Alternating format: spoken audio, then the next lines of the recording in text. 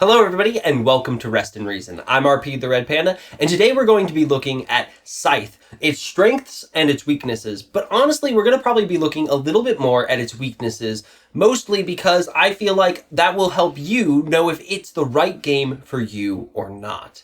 So let's go ahead and get into its main feel, which is steampunk or diesel punk 4X. And as you can see from the box art, it's pretty clear this game understands the balance in 4X between economics and war. And it does this in a really interesting way, where its main mechanic is area control, but it uses area control both economically and militarily. You're moving your workers around to control areas, but they can't fight for most of the factions. However, you're also moving your guys around it to do battle as well. So you're doing both economics and war on the same board with the same area control, which is a pretty normal 4X thing. But in this game, they take it to the next level by having your workers even on the board, your producers directly walking around the board, possibly getting captured. This game got a 3.76 out of 5 and a silver recliner. That's a really good score. So why am I even having a video about this? The question here is, why didn't this game get gold? It's designed by Jamie Stegmaier, an amazing designer. It's from a great company, Stonemaier Games. It is just all around a fun 4X board game. So why isn't it gold? Well, here's the two weaknesses that make it not quite gold. First, faction imbalances. Many of you, any of you who have probably played this game have seen that the Russian facsimile faction is overpowered, especially because they take the main thing that makes this game unique, its action system, and throws it out the window and says you can basically do whatever you want. It makes it so that almost every game I found myself trying to give that faction to the weakest player and or the newest player, which honestly doesn't feel great for anybody. And it hurts three categories: masterability, synergy, and energy. First, in masterability, you get a random faction, you get a random faction board. They might not work together.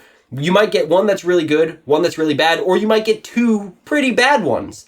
And in the end, if you get two pretty bad ones, you're probably going to lose to somebody of similar ability. They might even be worse than you, and you might lose just because they happen to get lucky enough at the beginning of the game to get the right faction. That just kind of is a bummer.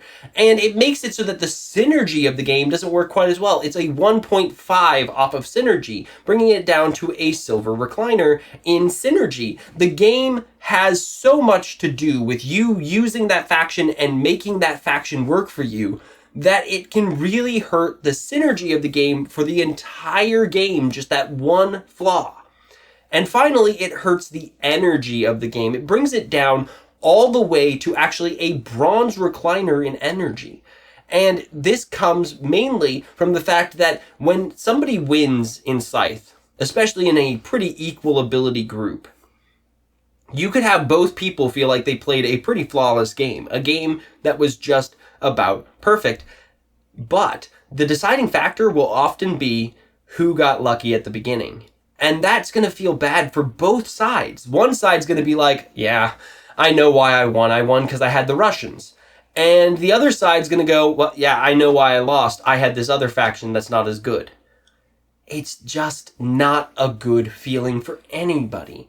And so this is one of the two reasons I think that it doesn't get a gold recliner. Please let me know down in the comments if you agree or disagree with this point and why you do, so that our other viewers will know why they should or shouldn't buy Scythe.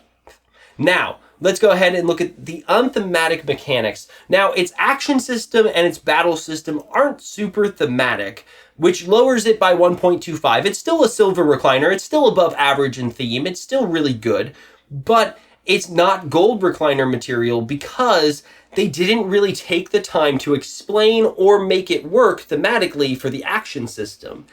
And then on top of that, they didn't take the time to, I feel like, think through the battle system outside of a mechanics mindset. It doesn't really feel like battle on any level. It feels like a math problem. And battle is supposed to be kind of a hectic, crazy, but also strategic. It's a weird balance between the two, and this one goes a little bit too far towards the planned side, so it doesn't even feel like a real battle almost. Again, agree or disagree, let me know down in the comments. Now let's end on a positive note. Why it's a silver recliner, and why it's a generally recommended game. That all comes down to one of its main strengths, its action system. Its action system is really fun. You place a marker on top of an action. You then get to do that action, and you can possibly do the other action in the couplet. If you choose to, and if you can. That's the big thing, if you can. Because you can't do the same action 2 times in a row. You have to move that marker to a different action. And when you do that, you can then move it back to the other action. So the game is all about efficiently getting done with both of these every single time you go back and forth if you can. And that's the challenge. That's the fun thought puzzle. But like I mentioned earlier, Russia is the only exception to this. They can do the same action over and over and over and over and over again. So that's a little frustrating, but it doesn't stop it from being a good thought puzzle. A 5 out of 5 on thought, actually. Because even if you have an overpowered faction, even if you have an underpowered board, whatever thing you get at the beginning, it's gonna be fun to try to force those pieces to fit together, even if they really don't. It's still fun. It's still awesome. It's still a fun thing to do. And the second thing is the novelty. It's a 5 out of 5 in novelty. This is just super unique. It's super fun. It's something that you're going to want to try out for yourself. And that brings me to who should buy Scythe. Well, first off, 4X lovers. If you love 4X, if 4X is the genre that just makes you smile and have fun, or just makes you think in the way that you love to with board games, then this game is gonna be for you. It's worth it. And I am keeping it on my shelf despite being a silver recliner because I love 4X games, and this is a great 4X game. It's worth keeping on your shelf and worth buying. The second group of people are novelty seekers. If you're looking for something that's just really unique, that has a puzzle, that's just going to blow your mind in some ways, even with its imperfections, it's going to make it more fun to think through.